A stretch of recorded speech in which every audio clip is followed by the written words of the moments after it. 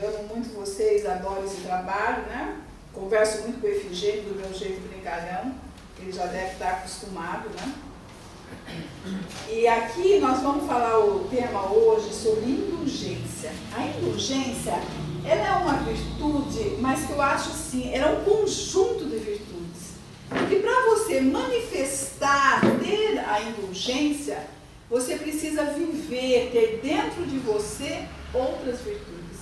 Que aí foi colocado no tema da palestra. Você tem que ter a fraternidade, a piedade, a compaixão pelas pessoas, a benevolência, o amor. Então ela é linda porque ela é um conjunto de virtudes. Não adianta falar, eu quero ser indulgente. Ou você tem todas essas virtudes dentro de si, ou não será indulgente. Então, no meu caso, foi me dado para falar sobre isso. Se o seu irmão pecar, repreenda-o. E se ele se arrepender, perdoe-lhe. Se pecar contra você 7 vezes no dia, e 7 vezes voltar a você e disser, estou arrependido, perdoe-lhe. Então eu li, reli e pensei, qual a mensagem central desse texto? Está explícito o perdão, que nós vamos ver daqui a segundos.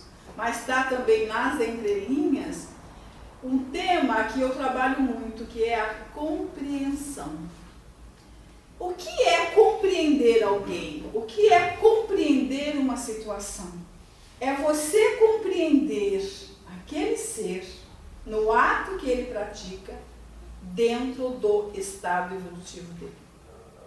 Então, quando você já está num outro nível e você, por exemplo, não rouba mais, você não é mais agressivo, você não mancha a honra alheia, você não furta, mas de repente alguém age assim errado com você.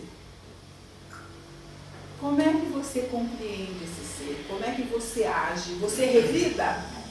Se você revidar da mesma forma, você não age mais daquele jeito.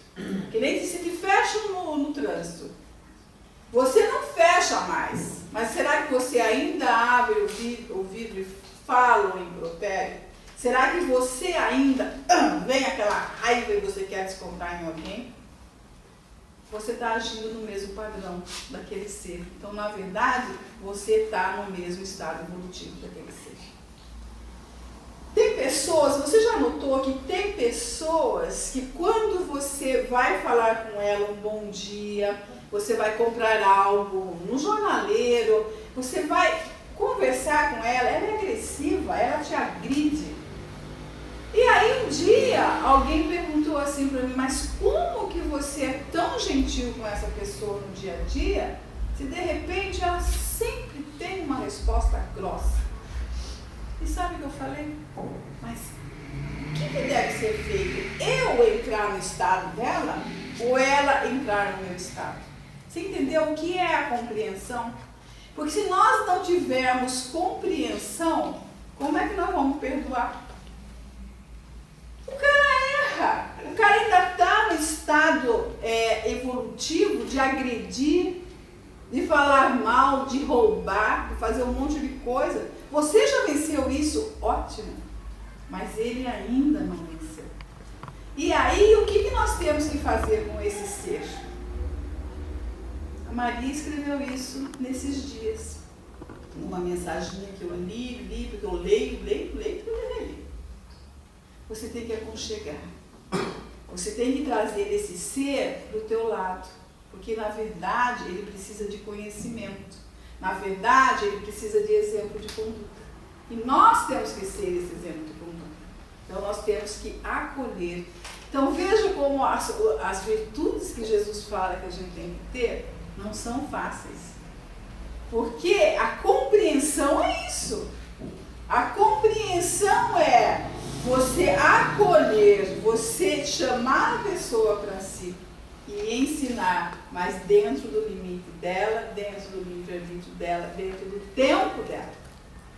E com isso nós estamos com todos os nossos familiares aí, né? Às vezes relacionamentos difíceis. mas que a gente tem que vencer através da compreensão.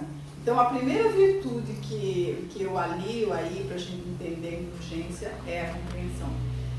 Tem uma lenda Cherokee que diz assim, que quando o menininho ele começou a ficar muito agressivo, porque ele era muito judiado lá na escola, o vovô dele chega para ele e fala, mas comigo também já aconteceu isso. Quantas vezes existe dentro de mim um lobo feroz, um lobo agressivo, um lobo que não entende, um lobo que não perdoa, um lobo que não tem compaixão, explode. Mas às vezes tem dentro de mim um lobo manso. E esse lobo manso, ele entende, ele compreende, ele perdoa, ele acolhe. E o menino pensando naquela luta que devia se travar dentro do avô dele, ele via aqueles dois lobos, ele fala a pergunta óbvia. Mas qual aquele que mais te domina? E ele pergunta para o avô, mas como que você faz, vô? O avô fala que a gente tem que tomar cuidado, é ver qual lobo a gente está alimentando mais. Então isso é óbvio para nós, principalmente para nós que vamos trabalhar com morador de rua, que nós que vamos receber as pessoas aqui na nossa casa, seja para assistir palestra, seja para receber um tratamento mediúnico, seja para participar das reuniões fraternas, em tudo. Nós temos que ter docilidade. Mas não é fácil aparentar a docilidade, nós temos que ter todos esses sentimentos. Então a primeira coisa é trabalhar. Sempre estar muito vigilante no que tem de dentro de nós. E aí Jesus vai além. Como é que Jesus entende a indulgência, né? Quando alguém pergunta assim para ele, ensina-nos a orar. Ele ensinou o Pai Nosso, que se você for entender o Pai Nosso, ele é muito completo, né? Eu vou só falar a palavrinha. Perdoai as nossas ofensas, assim como nós perdoamos a quem nos tem ofendido. Repara, assim como tem uma conjunção, é simultâneo a coisa. O Pai nos perdoa, assim como você perdoa o outro. E Jesus já conta a parábola correta. Um homem devia muito, muito, muito dinheiro ao seu senhor. Ele vai até o seu senhor e o senhor é movido de compaixão. Ele tem filhos, aquele ano a colheita foi tudo difícil, ele perdeu tudo, não conseguiu pagar. Então, o que o senhor faz? O senhor o perdoa. Só que ele sai dali, encontra alguém que lhe deve uma ninharia, não lhe deve nada. E o que ele faz? Ele perdoa? Não. Então Jesus deixa claro, o Pai tem compaixão de ti, mas você tem que ter compaixão do outro. O Pai tem misericórdia, o Pai te perdoa, mas a mesma coisa você tem que fazer pelo outro. É assim como. Então, para Jesus, essa indulgência está muito ligada também ao perdão. Mas Jesus não está falando para a gente perdoar como assim uma condição, como uma obrigação. Ele está nos dizendo isso porque Ele nos ama. Porque Ele sabe que se a gente não perdoar, o que tem dentro de nós? Tem a ira, tem a mágoa, tem um monte de pensamentos negativos, tem as toxinas mentais.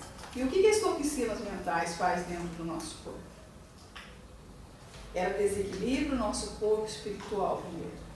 Aí você perde vitalidade, aí você perde força, né? Força física, porque a força física não vem só de alimentos. A força física vem também da vitalidade do corpo espiritual. Aí muitas vezes você entra numa depressão, você entra numa doença aí que geneticamente você tenha mais probabilidade de ter, ou outras doenças kármicas, como a gente também sabe que existem. Então Jesus, Ele quer que a gente perdoe pelo nosso bem, porque Ele sabe que se a gente não perdoar, essas toxinas mentais ficam aí, elas nos adoecem, nos desequilibram, e o que é mais importante, a gente não chega num passo da evolução. Vocês já ouviram falar daquelas experiências da água? Tem muito cientista fazendo essa experiência. Eu gosto muito de ver, porque sou química, né? Então, eu estudei muito aquelas figuras que aquele japonês pesquisador ele estudou. Quando ele põe uma água assim, você imagina uma água dessa, numa reunião dessa, que é só doação de amor, e o plano espiritual jogando assim, eu digo bênçãos, graças, descendo tanta coisa que é essa água. Imagina se a gente pegar essa água e fisicamente levamos aí num equipamento que vai medir a vibração. Vocês já viram as figuras? As figuras parecem, para mim, parecem assim, aqueles lustres daqueles castelos, né, que a gente visita. São maravilhosos, são figuras lindas. E ele fez vários testes com pessoas iradas, ou com a própria voz de pessoas iradas, ou com brigas, lugares de muita briga, e mediu a água. E o que ele viu? Que as formas químicas, moleculares daquela molécula de água não tem nada a ver com aquela coisa maravilhosa que expande luz e harmonia. Agora, e aí eu pergunto para vocês, quantos por cento a gente tem de água no corpo? 70. Os mais velhos já estão com 65, né? Mas seria 70, o Marcos já deve estar com uns 80% ainda, né, Marcos? Muita água no corpo, mas eu estou irada, eu estou com mágoa, eu estou com raiva, eu não estou aceitando as coisas que me acontecem. Aí o que acontece com a água do nosso corpo? Vocês já pensaram nisso? O que acontece com a água do nosso corpo? Ela está completamente em desarmonia. E eu quero ter saúde, eu quero dormir bem, eu quero ter uma vibração boa, eu quero amar. Vocês acham que a gente consegue? Não consegue. E alguém colocou esses dias lá no nosso sitezinho do WhatsApp, o WhatsApp tem muita coisa boa, um trecho do André Luiz do livro Nosso Lar. Eu adoro essa página aqui que foi colocada, porque eu conheço esse livro por páginas, né? O plano espiritual fala assim, a água é o veículo dos mais poderosos para os fluidos de qualquer natureza. Ela é empregada sobretudo como alimento e remédio. Então, você imagina se você fizer o evangelho no lar. Imagina se você pôr às 10 horas da noite, que tem a corrente de Bezerra de Menezes, alguns falam 9, alguns falam 10, né? Eu, como guia da Júlia, começo às 9, né? Já coloco minha água lá, faço conexão com o Bezerra de Menezes, que ele abençoe aquela água e você toma. Nós temos o refrigerante. Gente, a gente tem que usar o que tem. Nós temos. Olha, você não sabe, eu uso refrigério. Eu falo refrigério, pelo amor de Deus. Né? Fluidifica essa água. Dá para nós, dá para toda a família, dá para o cachorrinho. Eu acho assim, quando o ambiente tá, eu ensino até as pessoas a fazer um sinal da cruz e jogar no ambiente. É uma água fluidificada. Então é isso que ele está falando aqui. Agora, eu estou irritada fazendo o almoço para o meu filho. O que tem naquele alimento? O que aquele alimento está recebendo? Quando eu vou fazer um bolo, meu bolo é um bolo. Porque o que eu faço? Eu vou orando. Você chama ali, né? Você põe ali um ingrediente maior, que é o amor. Agora, eu não supor que eu estou irritada. Quero matar, eu só penso em vingança. A água que corre nos nossos canos estão todas contaminadas com esse fluido, essa toxina mental negativa. A água do pote que eu vou beber, pensando que vai me fazer bem, vai fazer muito mal. E aí nós temos aqui o que alguém escreveu, né? Aí, eu quero até que alguém veja se notou o que está escrito lá. Escreveu essa frase, que a água como fluido criador absorve em cada lar as características mentais de seus moradores. Alguém prestou atenção nisso quando passou essa mensagem no WhatsApp lá, do nosso grupo? Sim. Isso tudo está no livro, né? Isso. Não é interessante isso? A água absorve as características mentais das pessoas que vivem no lar. Gente, é o que eu estou falando. A água do pote, a água do cano, a água que te lava, que te banha, que teria que te purificar, deixar fresquinha. Olha o que ela tem, então o que a gente tem que tomar. A mesma coisa que eu falei da compreensão. Se eu tenho que compreender alguém, eu tenho que mudar o meu interior. Eu tenho que ter as características para poder entender aquele irmão que age em mim daquela forma. Então, essa coisa que Jesus fala, perdoa, ele está falando que ele nos ama. Ele está falando que ele sabe que isso que é importante para nós. E uma outra característica importante que eu acho na indulgência, eu fiquei pensando, porque eu sempre penso em Jesus, né? Palestra minha é Jesus. Eu fico pensando assim, como é que Jesus tem a ver com o nosso trabalho aqui, né? Vocês se lembram dos leprosos? Gente, sou apaixonada por Jesus. Vocês lembram dos leprosos? Gente, na época de Jesus, se o leproso saísse daquele vale imundo, onde os romanos chegavam, buscavam, atiravam, né, aquele resto de comida para eles, eles não saíram de lá antes de Jesus. No tempo de Jesus, aquela fala de Jesus começou a atingir as pessoas, atingir o coração de todo mundo. E aí os leprosos, se saíssem de lá, eles eram mortos, não eram? Porque quem queria pegar a lepra? Mas eles seriam mortos.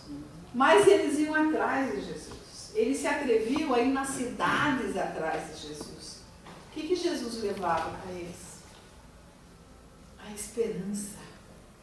A esperança da cura. Cura física. Não tinha nariz, não tinha mais partes do corpo. Então Jesus representava a esperança. Então Jesus fazia com que aquelas pessoas se movimentassem em busca de algo novo, em busca de algo que reestruturasse a vida deles. Aí eu fiquei pensando nisso. Eu falei, nossa, que lindo, né? O que nós estamos fazendo com os moradores do mundo? Esse trabalho, né, que contagia. Todo mundo gosta aqui de vir aqui, faz os alimentos, faz a sopa, entrega. A hora que a Kitty chega com aquele carro marcante dela, né? Do meu irmão. Desse agraciado, né? Quando a Kitty chega com aquele carro, quando todos nós chegamos, quando aquela coisa, né, vai montando, vai colocando, vai pondo, a gente vai brincando, a gente vai falando, a gente vai servindo, o que eles estão sentindo? Esperança. Esperança de algo novo. Eles estão tendo confiança em nós. E a espiritualidade já não nos garantiu que nós vamos estar de mãos dadas com eles ali. Então, olha que trabalho lindo. Então, para mim, esse trabalho que nós fazemos, gente, é uma oportunidade única nas nossas existências. Vocês podem ter certeza que quando a gente sair desse plano, nós vamos estar tão evoluídos, que nós vamos chegar lá em cima, não vamos nem nos reconhecer. Nós somos realmente abençoados no nosso corpo por participar do projeto da Cris. Também tá bom, né, Maria? Então agradeço, né?